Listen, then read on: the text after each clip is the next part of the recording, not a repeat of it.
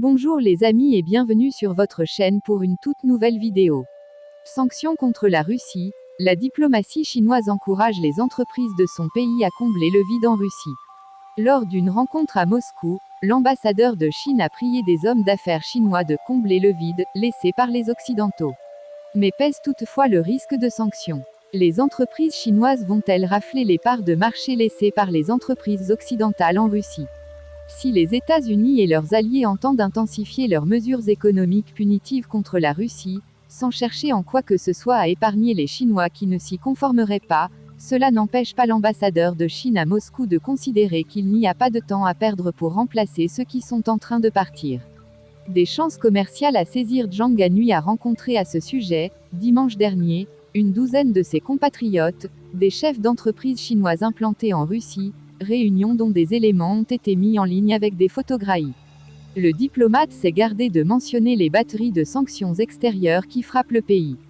D'après le compte-rendu, il s'est contenté d'évoquer une situation internationale complexe, à laquelle les entrepreneurs chinois doivent s'adapter. Il a jugé que la meilleure fenêtre d'opportunité serait pour les petites et moyennes entreprises privées, parce que les grandes sont, pour leur part, confrontées à des défis majeurs, avec des perturbations dans les chaînes de paiement et d'approvisionnement. De nombreux exemples de chances commerciales à saisir ont, semble-t-il, été cités par l'ambassadeur, sans que les détails soient dévoilés. On peut toutefois lire aussi que les hommes d'affaires en question lui ont signalé de nombreux problèmes en matière de visa et d'inspection policière. L'engagement a été pris que le ministère russe de l'Intérieur en sera saisi. Ce vide industriel et commercial à combler, créé par les Américains et leurs alliés, Pékin préfère quand même, vis-à-vis de Moscou, ne pas le présenter comme un gain rapide à engranger.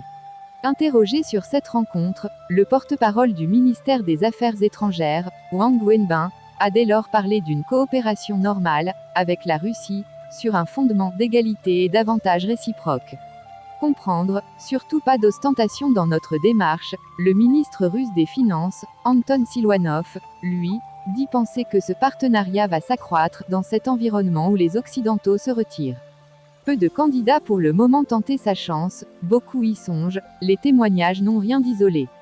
Que des petites ou moyennes entreprises chinoises, plutôt que des grandes, se risquent à reprendre les positions abandonnées, l'économiste en chef Asie de la banque française Natixis, basée à Hong Kong, y croit peu. Dans le raisonnement d'Alicia Garcia Herrero, ces PME privées vont y réfléchir à deux fois avant d'aller défier ces sanctions, de crainte d'en être handicapées dans d'autres marchés, à moins que les plus grands groupes d'État chinois leur ouvrent la voie, en leur servant de bouclier ou de paravent. Pour le moment, le vide n'est pas forcément comblé à la hauteur des espérances de la Russie. Le directeur de l'Institut d'Asie et d'Afrique de l'Université de Moscou, Alexei Maslov, souligne, dans le Commerçant, que la Chine a son propre ensemble de priorités liées à la construction d'un nouveau modèle de son positionnement mondial, où la Russie y occupe une place importante, mais, à en juger par toutes les apparences, pas centrale.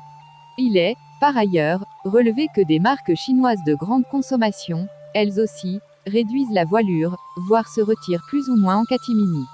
Dans une enquête pour un forum industriel de Shanghai menée auprès de 322 exportateurs chinois, cités par le Financial Times, pratiquement 2 sur 5 estiment que la guerre en Ukraine a gravement porté atteinte à leurs activités en Russie. Une illustration retentissante, c'est le cas Lenovo. Une source biélorusse a affirmé que le fabricant chinois de PC avait soudainement suspendu ses expéditions vers la Russie. Il s'en est suivi une vague de protestations sur les réseaux sociaux en Chine, l'entreprise étant accusée de défaut de patriotisme. Lenovo a préféré ne pas réagir, au moins dans un premier temps, parce qu'ensuite, comme l'explique une juriste américaine qui travaille sur le dossier, Lenovo dans les PC ou bien Huawei dans les smartphones paraissent plus que jamais en position de capter les parts de marché de Dell ou d'Apple. Merci de nous avoir suivis. Si vous avez aimé la vidéo, faites-le nous savoir avec un like. Laissez-nous vos points de vue et suggestions en commentaire.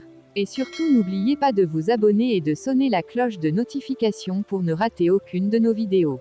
Et n'oubliez pas de partager pour informer encore plus de monde. À plus.